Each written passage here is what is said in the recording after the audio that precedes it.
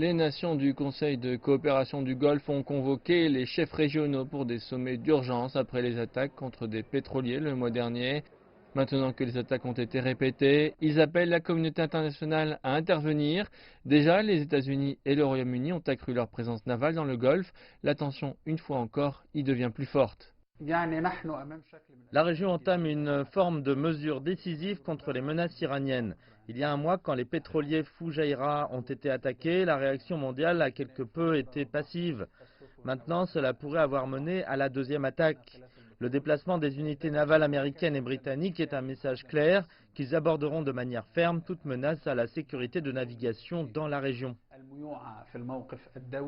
Ces récentes actions ont ravivé une vieille idée de la Maison-Blanche de former une coalition internationale contre l'Iran. Pour les analystes, avec le manque de preuves, l'Europe pourrait rester réticente à la rejoindre. Former une coalition internationale semble être important pour la période à venir, mais la division parmi les Européens, à l'exception de la Grande-Bretagne, pourrait faire obstacle.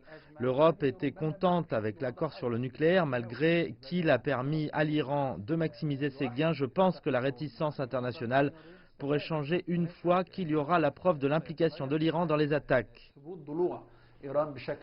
C'est pourquoi plusieurs puissances régionales au Moyen-Orient, comme les Émirats arabes unis, n'ont pas encore accusé l'Iran pour les attaques contre les pétroliers.